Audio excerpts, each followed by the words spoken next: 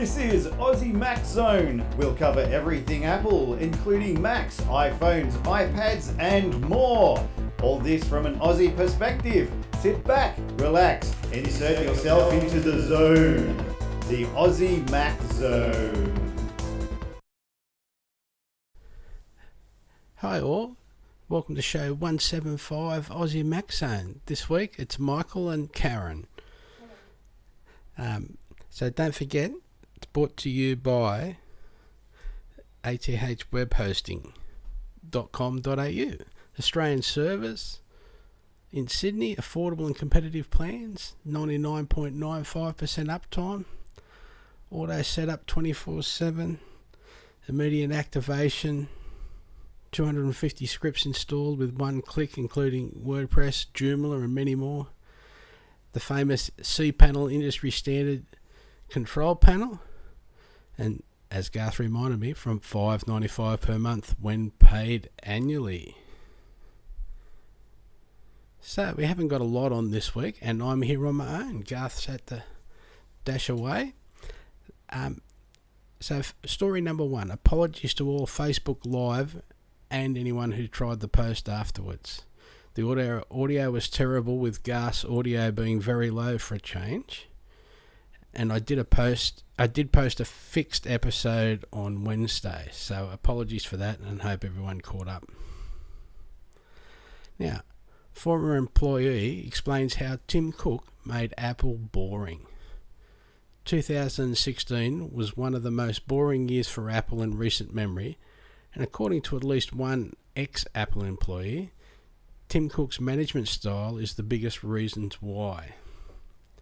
Steve Jobs was notorious for inciting conflict and competition between top employees, which made Jobs a controversial leader, but also birthed some of the most iconic tech products ever: iMac, iPod and iPhone.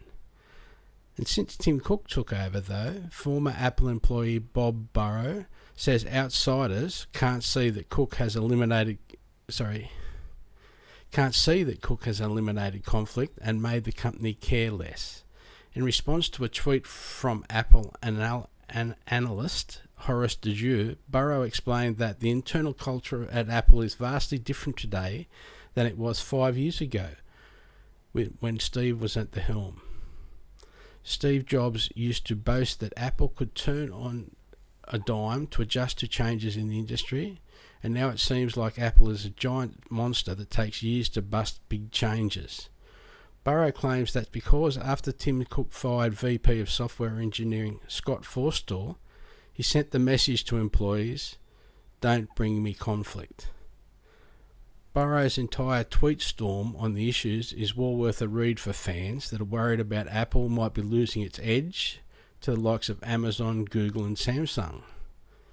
In an interview after his return to Apple, Steve Jobs revealed that having teams bumping up against each other and having fights is how they polish each other and their ideas to produce really great products. So in the notes there will be a link to the whole story. MacBook shipments to reach 15 million units in 2017. So Apple is expected to ship around 15 million MacBook and MacBook Pro units in 2017, a 10% increase over last year. Sales will be boosted by new models that could feature Intel's next generation Kaby Lake processors and significant RAM increases, which I don't think is going to make that much difference, but anyway. Last year's big overhaul, which brought thinner and lighter designs and the exciting new Touch Bar, made the 2016 MacBook Pro Apple's fastest selling Pro machine to date, with Mac sales falling quickly earlier in the year.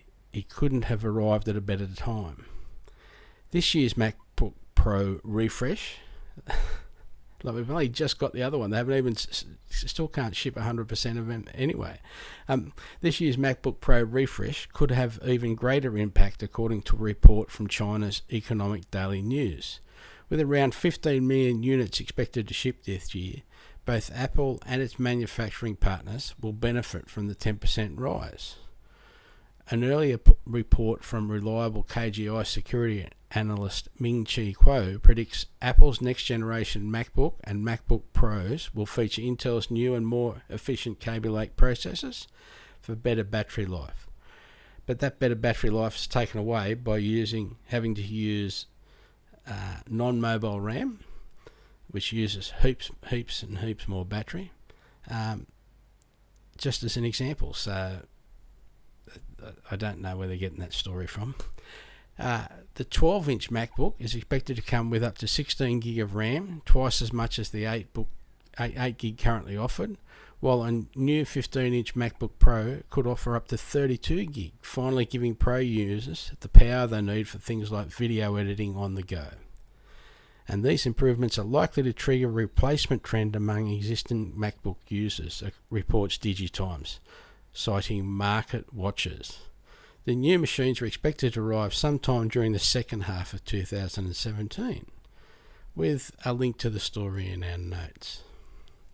So this one's a bit of a story. I was listening to a podcast the other day, and it's about what a lot of reporters and Apple watchers gave 2016's Six Colours report card. So Jason Snell, formerly of Macbook, writes, "We closed the door on 2016. I thought it would be useful to look back at the year gone by and ask a panel of my peers who pay attention to Apple and related markets to take a moment and reflect on Apple's performance in the past year. This is the second year that I've presented a survey to a group of writers, editors and producers and developers, and the survey was the same as last year. They were prompted with 11 different Apple-related subjects and asked to rate them on a scale of 1 to 5, as well as optionally provide text commentary on their vote.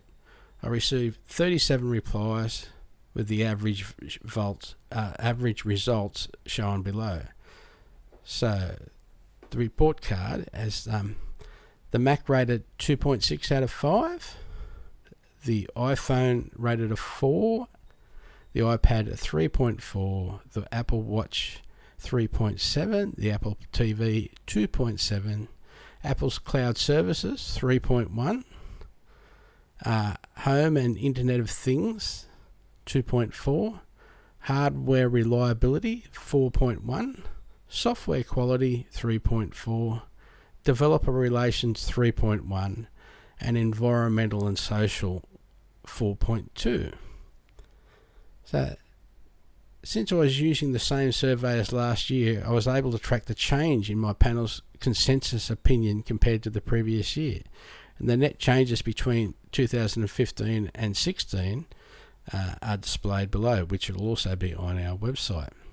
So the Mac itself at 2.6 went down by 1.1. And that's with our that's probably because we didn't get any new iMacs, and not everyone's super happy with the new MacBook Pros. The iPhone itself was 4, and it actually came down 0.4, because some people were expecting a new model when the 7 came out, as opposed to a second Series S model, which is what people believe it is. Again, the iPad didn't have a lot of action last year, so it's gone from, it's currently 3.4, gone down 0.5. The Apple Watch went up 0.7. The Apple TV came down 1, but absolutely nothing happened basically to the Apple TV except a couple of software upgrades for America only. Cloud services went up 0.5. That's pretty good because everyone bags Apple's cloud services. Home and IoT went up 0.3. That's as slowly more and more products become available for HomeKit. The hardware reliability down 0.3. That's because a lot of the battery issues that came out with the new MacBook Pro Touch Bar machines.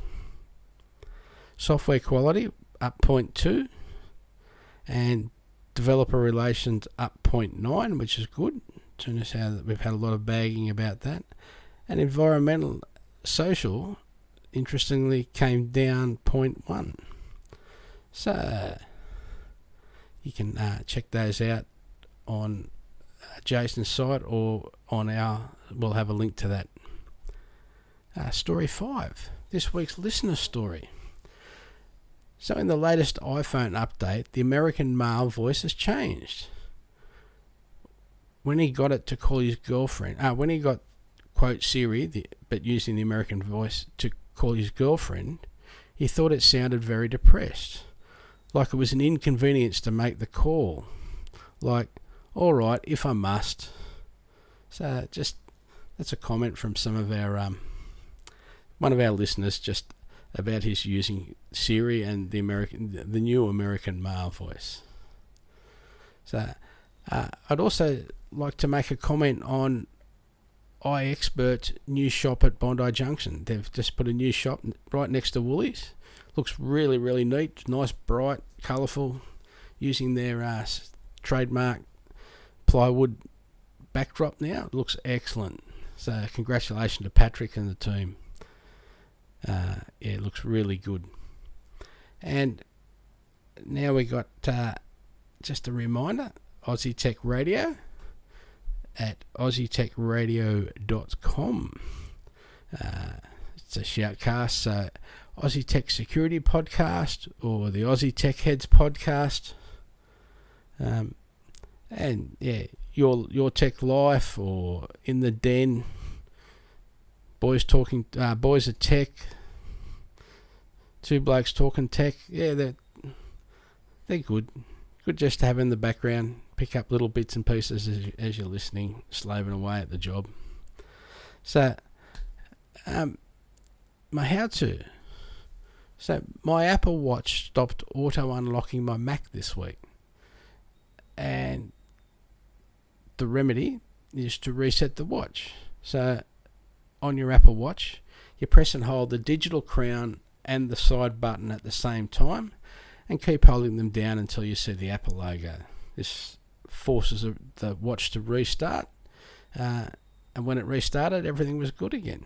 But yeah, it was just, you go, oh, how come I've got to enter a password? Oh, how come I've got to enter a password? It's just one of those things that catches up with you again once you've stopped doing it. So that was just one more little thing. Or I've also been using an Apple iPad Pro. So I've been using the 12.9 with the keyboard to do my Apple and insurance work. And it is a good machine, but it's not a Mac. So just doing things like what I would normally do is duplicate a folder which has actually got a file in it. Then I rename the folder. Then inside the folder I rename the file. Then I open the file and rename the document. There's 3 fields in there that I change figures in, and that's about how long it takes. Now to do that in the iPad Pro, exactly the same process, probably takes closer to 3 times as long. You got to tap, create a new folder, tap.